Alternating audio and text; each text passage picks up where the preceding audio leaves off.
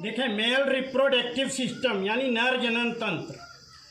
यदि नर जनन तंत्र मानव की बात करें तो इसमें बाह्य रूप से दो जनन तंत्र हमें स्पष्ट दिखाई पड़ते हैं।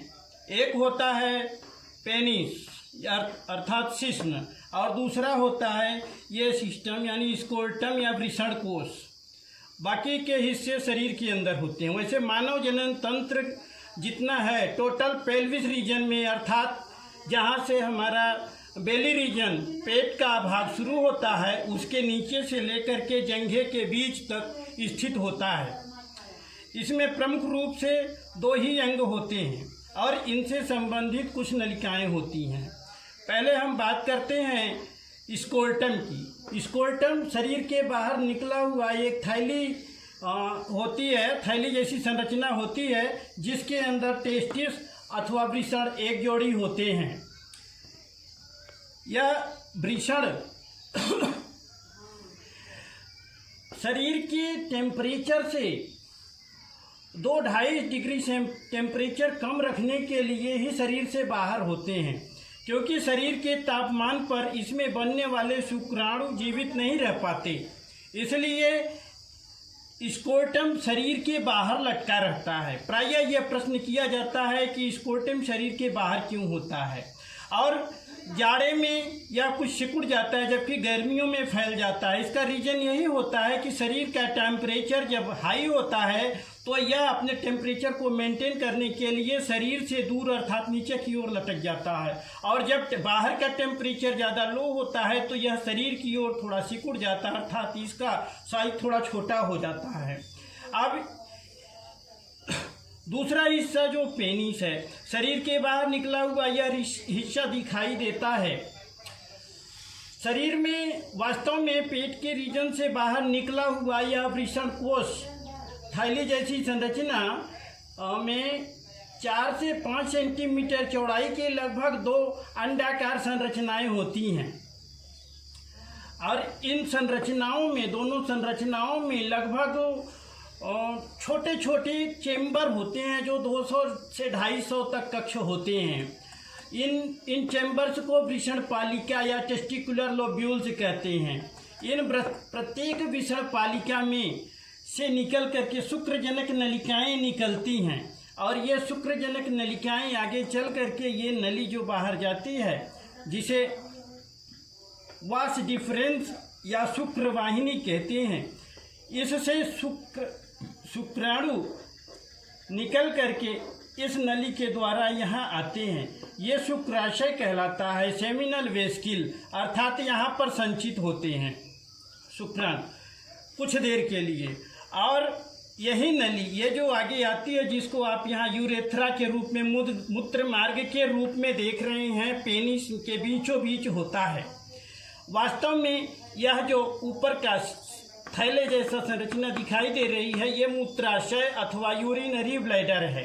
हमारे शरीर से किडनी से निकल करके ये नलिका जिसे यूरेटर कहते हैं यानी मूत्र नलिका यहाँ मूत्राशय में खुलती है, अर्थात नाम से ही स्पष्ट है इसमें मूत्र संचित होता है, और इस नलिका के द्वारा यह मूत्र निकल करके इस मार्ग से, जिसको हम मूत्र मार्ग या यूरेथ्रा कहते हैं, मूत्र मार्ग से इस द्वार के माध्यम से बाहर मूत्र निकलता है।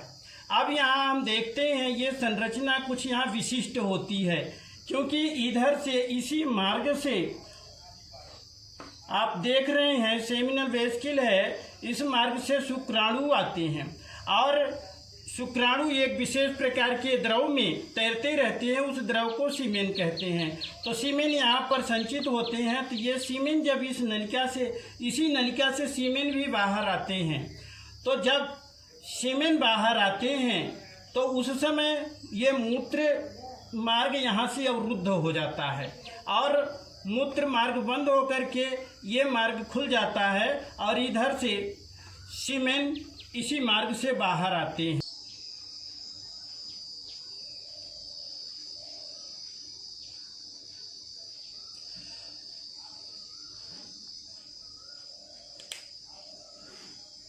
इन संरचनाओं में पेनिस की संरचना को हम देखें तो इसमें मुख्य रूप से 3-4 संरचनाएं दिखाई देती हैं।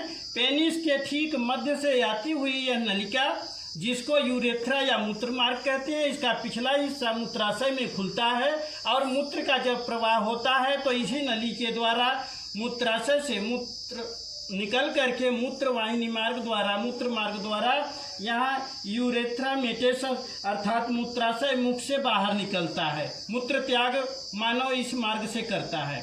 और पूर्ण सिस्टम, ये पूरा तंत्र जो दिखाई देता है इसको पेनिस अथवा शिश्न कहते हैं। इसके ऊपर एक त्वचा की पतली झिल्ली चढ़ी होती है जो फोर स्किन या अग्रच्छद कहलाती है। ये झिल्ली पीछे की खींचने पर एक आगे का एक अर्ध अंडाकार संरचना आगे की दिखाई पड़ती है, जिसको ग्लैंस पेनिस अथवा शिश्न मुंड कहते हैं।